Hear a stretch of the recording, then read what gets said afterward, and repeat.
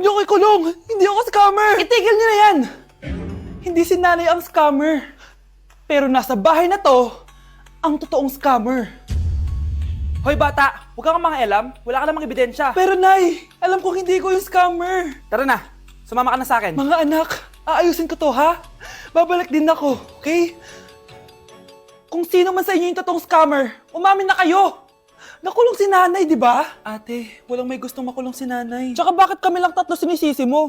Eh baka ikaw talaga yung totoong scammer. Imbes na magsisihan tayo, magtulungan na lang tayo para kay nanay. Malalaman ko rin ang totoo. Delivery po. Gabi na, may nagde-deliver pa. Kuya, kaninong parcel yan? Kay Susan po ulit. Ha? Paano nangyari yun? Eh, nasa kulungan na si nanay. Aba ma'am, hindi ko po alam. Taga-deliver lang po ako eh. Sige na po. Oh, nasa gitna yung kalaban ha? Hoy, ayusin mo na itong mga damit mo. Ilagay mo muna dyan sa kama. Oh, ayun na! Paano naman ito laman ng parcel na to? Nakakainis, talo na naman. Ano ba ito? Ba't nandito to? Ito ba yung galing sa scam? Sabi ko na nga ba, ikaw yung scammer! Ate, hindi ako yung scammer. May parcel na dumating at nakapangalan kay nanay. Di ba pang computer to? Eh, ikaw lang naman mahilig mag-computer dito eh. Ano na namang scam ang ginawa mo? Pasalamat ka, minor de edad ka pa. Bawal ka pa makulong. Pasensya na sa ginawa ng anak ko. Pagsasabihan ko to. Basta wag na uulitin ha. Ako na magbibigay sa mga may-ari neto. Sige na. Ang galing mo talaga. O ito, sino to cellphone? Akin tong pera. Mas kailangan ko to. Galingan mo pang mang-scam para mas marami tayong makuha. So, bahala sa'yo. Makakaasa ka. Gagalingan ko pa. Hala, na paano siya? Be, anong iniiyak-iyak mo dyan? Nagre-relapse ako, Be. Nakita ko kasi mga favorite song namin sa Spotify rap results ko. Lo, OA mo, Be. Okay, class. Kanina notebook to? Hala, diary ko ba yun? Sige, tatapon ko na to. Total, wala naman may-ari sa inyo, ha? Ma'am, wait! Diary ko po yan. Oh, Scarlett.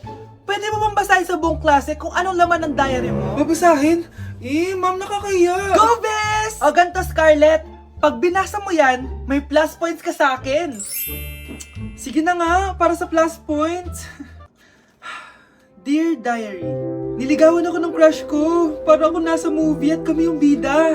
Siri, play Snow on the Beach. Yee! Ang harot kaya pala may Taylor Swift ka sa Spotify rap mo ha. Ano ba? Ito na nga, next na. Dear Diary, nagselo siya sa boy best friend ko. Gusto niya na makipaghiwalay sa akin. Hindi ko kayang mawala siya. I will die for you. OMG! Hula ko. Nasa Spotify rap pa si The Weeknd, no? Eto na nga. Medyo masakit to. Dear Diary, balita ko, may bago na siyang girlfriend. At yung best friend ko pa yung bago niya. Paano nila nagawa sa akin to? Parehas silang traitor. Hala, okay lang yan, bes. Kaya, ayun. Nasa top song ko yung Kill Bill ni SZA. Magre-relapse na yan! Tumigil nga kayo! Class, tumigil na! Hello ma'am. Sorry I'm late. Nga pala, class. May bago pala kayong kaklase. Dear Diary, eto na ba yung binigay ng universe para sa akin? Hi classmates, my name is Jake. Ang pogi ng pangalan tapos ang tangkad niya pa. Siya na talaga yung para sa akin. And sa mga nagtatanong, may jowa na po ako. And 3 years na po kami. Dear Diary, suko na ako. Ayoko na magjowa. Mamamatay na lang talaga akong single. Wow! Gising na siya. Ang pala mo nandito sa bahay. Nay, wag ngayon please. Alam mo, bilib din ako sa'yo eh. Wala na nga tayong makain, nagpabuntis ka pa. Buti pa yung anak ni Rosa. Pag-aaral ang inatupag. Nakakawalang gana. Yan, umalis ka. Diyan ka magaling. Kasalanan mo to! Sinira mo yung future ko! Ate, please, tigilan mo yan. Walang kasalanan yung bata. Hindi! Dahil dito, galit sa akin si nanay. Kaya dapat mawala na to! Ate, wag! Ate! Anak, kain ka na. Nay? Sorry anak ha sa mga sinabi ko. Hayaan mo, babawi ako sa'yo ha. Thank you, Nay. Nay, sumasakit yan ko. Nay! Oo, yung pinag-usapan natin ha. Hihintayin ko ng mga anak tong babaeng to. Pag nabigay ko na yung bata, ibigay mo na agad yung pera sa akin ha. Palak ibenta ni nanay yung anak ko. O anak, okay ka lang? Walang iya ka, Nay! Ang sama mo! Akala ko, totoong nagbago ka na. Pera pa rin pala yung nasa utak mo. Abay, bakit? Wala ka na nga pakinabang dito. At least yung anak mo, mapapakinabangan ko. Wala ka namang papakain dyan eh. Napakasama mo! Lalayas na ako sa impyernong to! Sige, lumayas ka! Sino tinakot mo? Tignan natin kung saan ka pupulutin. Hello, Bes. Hello, Bes! Kilala mo ba si Edward? Oo, Bes. Siya yung ama ng dinadala ko. Mayaman pala sila, Bes. Gusto kanyang makita kasi gusto niyang panagutan yung baby mo. Talaga? Oo, Bes! Ito na yun, Bes. Bes, hindi mo na kailangan magtiis na nanay mo. Hindi pwedeng anak ko lang ang makikinabang sa yaman ng lalaking yun. Dapat ako din. Kapag pinirmahan mo to, akin na lahat ng mga kayamanan mo. Oh, pirmahan mo na. Tita, wala naman ako field trip ah. Hindi pa ba sinasabi ng teacher niyo na may field trip kayo? Anak, okay lang. Pipirmahan ko na to para makasali ka sa field trip niyo. Walang iya ka talaga, Rosa. Wala ka talagang titira sa akin, ha? Manda ka talaga sa akin. Mabilis ka talagang utuin, Susan. Salamat, Mare.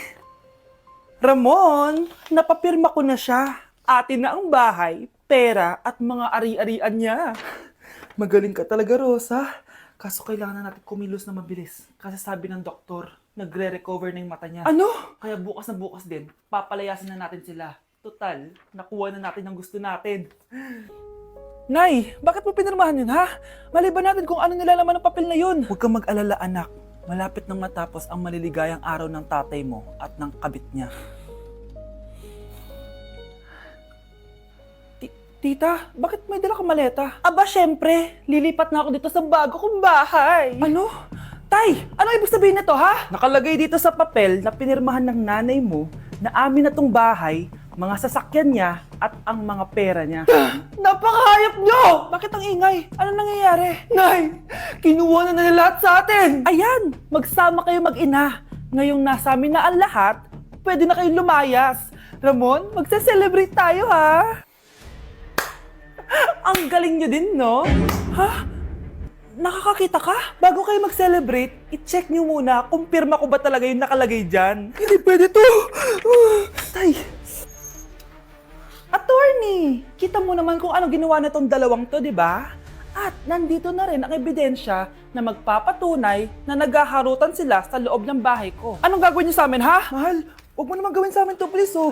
Magbabago ako, please. Oh, eh! Sorry kung natatapakan kayo pagka-love team nyo, ha? Arestuhin nyo na yung mga yan. Mag-celebrate kayo sa kulungan. Kayong dalawa, sumama na kayo sa akin sa presinto.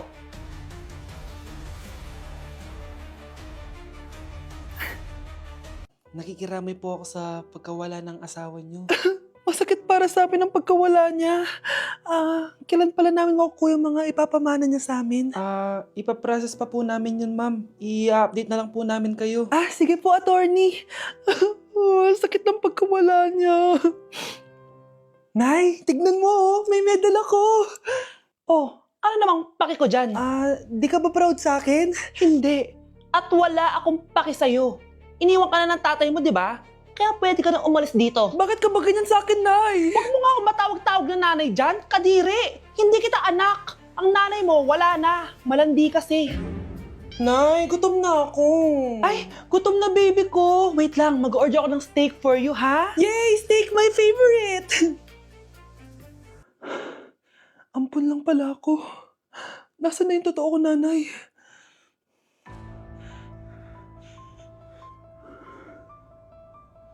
Tulog sila.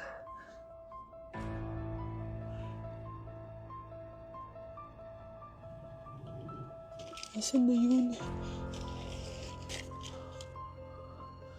Ito ba si nanay? Ay, sino ba ito tumatawag na to? Muntik na yun. Attorney? Hello, ma'am. May update na po sa ipapamana ng namatay niyo pong asawa. Sige. Punta ka dito sa bahay. Sa wakas, ito na yung araw na pinakahihintay ko. Hoy, ikaw! Pag dumating dito si attorney, magtago ka. Hindi niya pwede malaman na may isa pang anak ang asawa ko. Sige po. Ma'am, nakuha na po namin yung last will and testament ng asawa niyo. Ang nakasulat po dito ay ang 50% ng kayamanan niya ay mapupunta po sa inyo. Ha? Mali ata yan, attorney. Dapat 100% ang mapupuntang kayamanan niya sa amin. Kami lang ang pamilya niya eh. Bali ma'am, ang nakasulat po kasi dito ay ang isang 50% po ay mapupunta sa isa niyang anak. Ano? Baka yan yung isa naming anak na nawala? Oo, sa amin na lang yan. Ako! Ako ang isa pang anak ni Ramon. Ganda nito, oh. Sana maging successful yung pagbebenta ko ng damit noon, ha? Mahal, ang dami nating ibebenta mamaya. Manifest natin na makabenta kayo, Nay, para makaahon na tayo sa kahirapan. Hindi ako makapaniwalang nabili ko na yung pangarap kong tig 200,000 na relo. Wow, ang ganda niyan, Tay. Anak, tignan mo to binili sa akin ng tatay mo. Diba ang ganda? Hala, di ba mahal yan, Nay? Mas mahal pa to sa bahay ng kapitbahay natin, no? Magbebenta ulit kami mamaya para mas marami tayong pera. Anak, binilang kita ng kotse. Gamitin mo to pag pupunta ka ng school, ha? Ha? Tay, di ko naman po kailangan ng kotse. Kaya ko naman po mag-commute. Gumastos pa tuloy kayo. Dami mo naman sinasabi, anak. Sige na, puntahan mo na sa labas. Wow! May sarili na ako sasakyan. Wow, ang ganda naman ng bagong kotse mo, Scarlett. Salamat po. Hindi ka ba nagtataka, Scarlett, kung bakit ang bilis niyong yumaman? Galing yun sa pagbebenta ng damit nila, nanay. Ang dami na nga nilang mamahaling gamit ngayon eh. Sure ka ba? Na damit lang ang tinitinda nila? Nay, bumabagabag talaga sa isip ko kung bakit ang bilis nating yumaman. Ano ba talaga binibenta niyo ni tatay? Ano ka ba, anak? Malaki talagang kita sa pagbebenta ng damit. Pero, Nay, wala nang pero-pero. Hindi ka ba masaya, anak? Na mayaman na tayo? Na nabibili natin lahat ng gusto natin? Sige na, mag-aayos pa ako ng benta ko.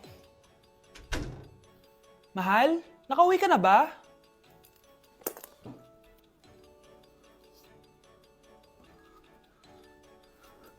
Ano ba talagang laman neto?